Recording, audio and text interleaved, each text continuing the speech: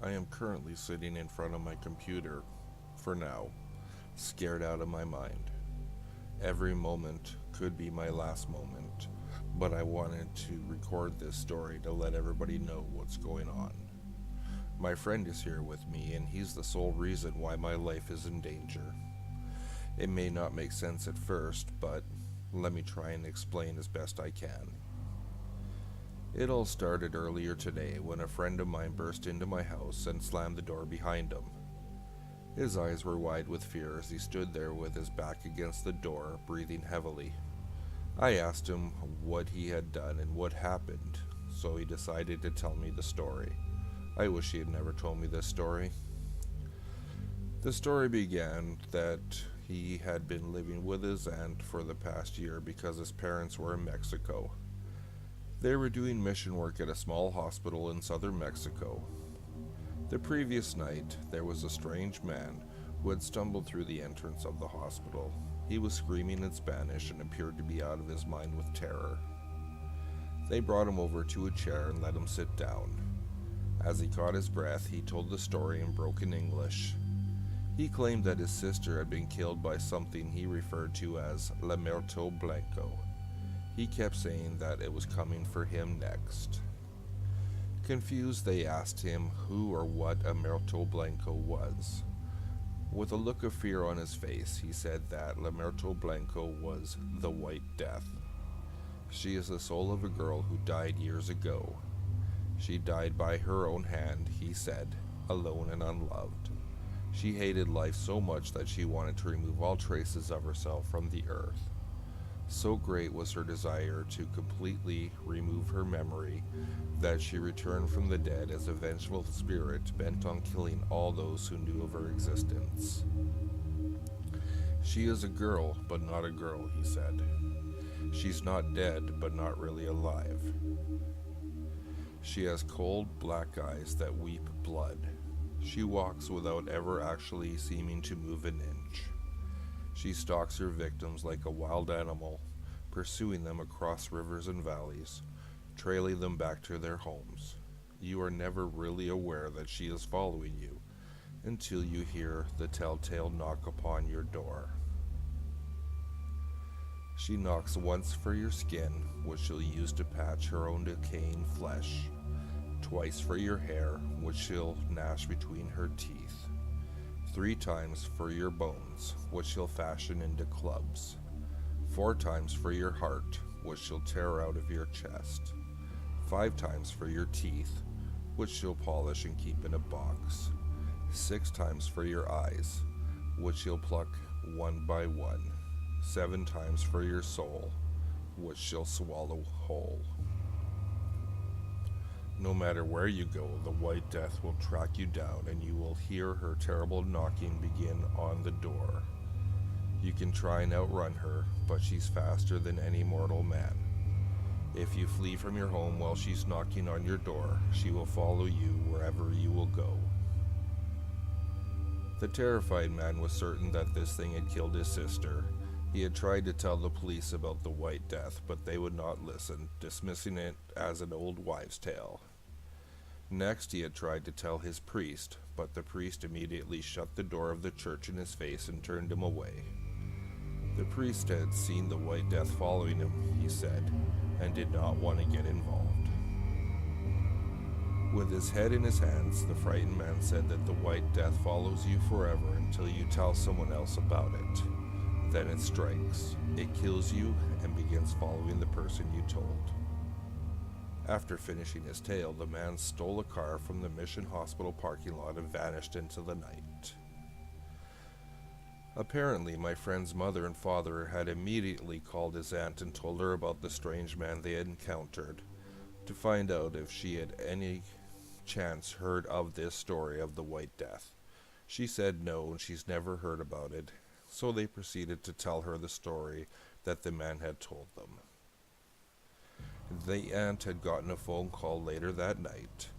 It was the Mexican police.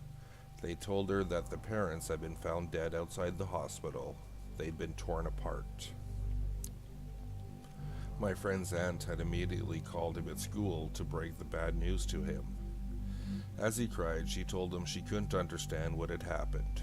She recounted the whole story to him, telling him about the strange man who turned up at the hospital just hours before his parents were found dead. She told him how the man had given his parents a weird and disturbing story about something called the White Death. When he hung up the phone, he had struggled to come to terms with what had happened. It almost didn't seem real to him. So when he got home after school, he found the front door of his aunt's house standing open. Inside was a trail of blood leading into the kitchen. There on the kitchen floor, he found his aunt's dead body. She'd been torn limb from limb. He ran out of the house and all the way across town, never looking back until he reached my house. As he told me this story, I could hardly believe it. Within the space of a day, his mother, his father, and his aunt had all been murdered, and it seemed all too far-fetched. But before I could utter a word, my friend and I both recoiled in horror as we heard a knocking begin at my front door. We've been staring at the door for an hour now, neither of us wanting to open it. The knocking is still going on, growing louder and louder. She never gives up. She never quits. La Muerto Blanco is unstoppable. I think she wants to scare us, my friend and I. I think she wants us to blame each other, and I do. I blame my friend. It's all his fault. He should never have told about her. So as I sit here in my house, beside my friend, in front of my computer, telling this story, we're still sitting here listening to that hideous knocking growing even louder. I wish a lot of things. I wish he had killed my friend before he reached my house. If he had never been able to tell me about her, I wouldn't be in danger now. I'm sorry that I even met him. I wish that he was dead. Sounds terrible, but this wouldn't be happening if he was. And now, I'm sorry for you too. I'm sorry that you listened to this story. I'm sorry that I ever told you about the White Death, because now that you know about her, she'll be coming for you next. So be prepared to hear a lot of knocking.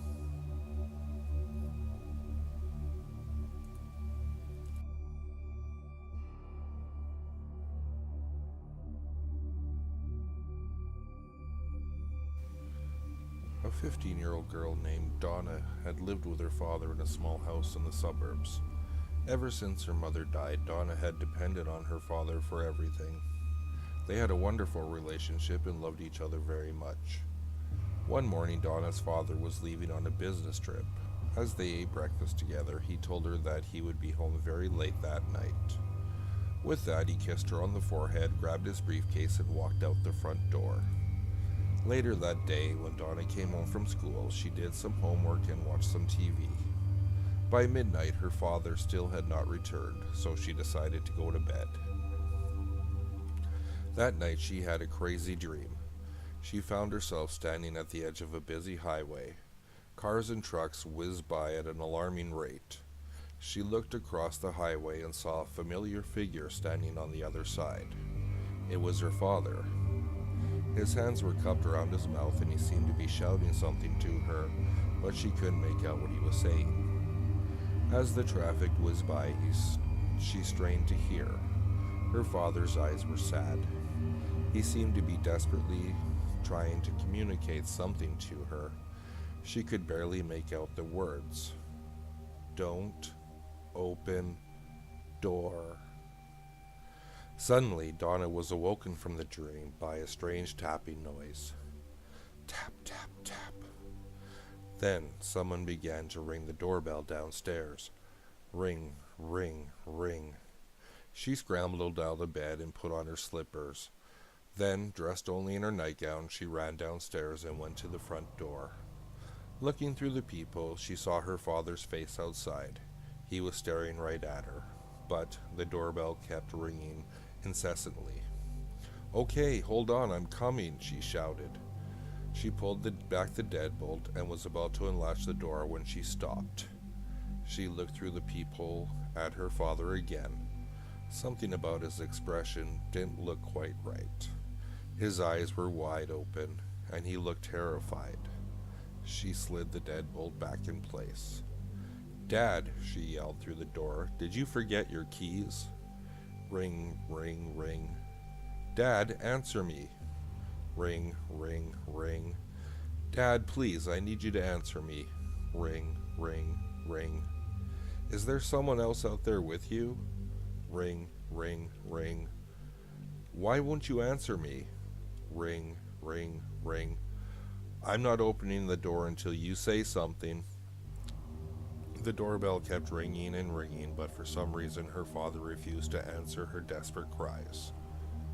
For the rest of the night, the frightened girl cowered in the corner of the hallway, helplessly listening to the ceaseless ringing of the doorbell. It seemed to go on for hours and hours. Eventually, she fell into an uneasy sleep. At dawn, she woke up and realized that everything was quiet. She crept over to the door and looked through the peephole again. Her father was still there, staring at her. She cautiously opened the door and was confronted with a sight that filled her with unimaginable horror. Her father's severed head was hanging from a nail above the door. There was a note attached to the doorbell. In a crude, scrawled handwriting, it read, "Clever girl,